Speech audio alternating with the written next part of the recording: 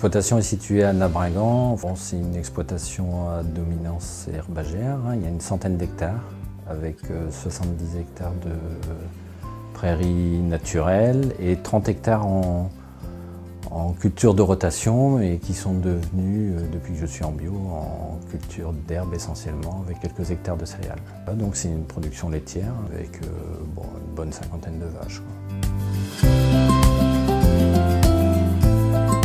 Moi j'en avais un peu marre aussi de passer par tout ce qui était traitement parce que je savais qu'au niveau santé c'était pas bon.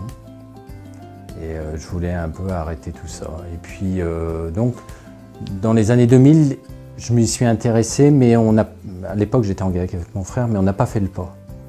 Et puis en 2009, il y a eu la crise laitière, et je pense que là, ça a été un déclic. Parce que première crise laitière, le lait n'était pas payé très cher, et je me suis dit, s'il faut continuer à traire des vaches avec si peu de valorisation, je dis c'est pas la peine, il faut absolument que je fasse autre chose, sinon j'arrête les vaches laitières. Et donc en fin de compte, l'idée du bio m'est revenue et puis c'est de là que je suis parti, j'ai fait la conversion. Au point de vue technique, mon système il a quand même été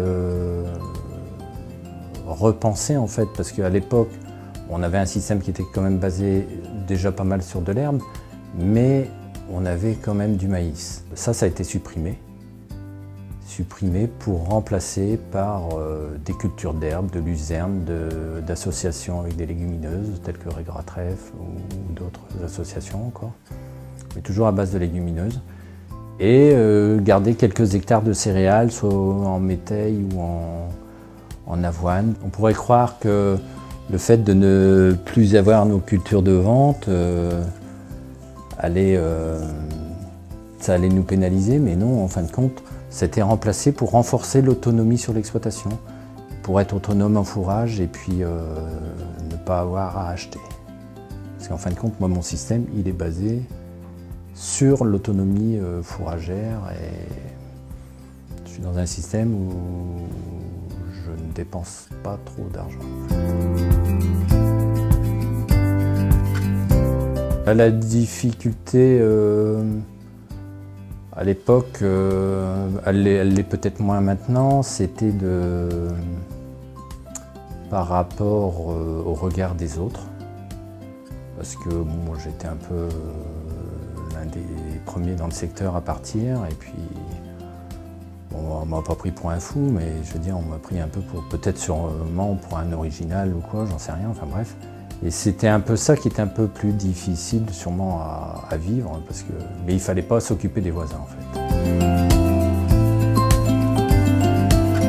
Il y a les consommateurs qui sont là pour demander ces produits bio, qu'on a du mal à fournir. Donc je crois que si on parle côté économique, commercial, je pense que si on regarde ce côté-là, il y a de gros problèmes de surproduction. Les cours ne sont pas là parce qu'il y a surproduction. Mais par contre, le marché du bio, lui, si on parle en marché, le marché du bio, lui, il est porteur, il est croissant tout le temps. Et donc je pense qu'il faut produire quelque chose qu'on sait vendre. Et pour l'instant, le bio, on sait le vendre. Les conseils que je pourrais donner, c'est de bien réfléchir, de faire des diagnostics, des études économiques, d'anticiper dans les productions de fourrage. Enfin, moi, je parle en matière de production laitière. Mais d'anticiper dans son assolement, si on part sur un système tout herbe, il faut que quasiment la totalité soit implantée avant de partir, pour dire que quand on entame la conversion, ça n'a qu'à rouler, c'est prêt à fonctionner, quoi.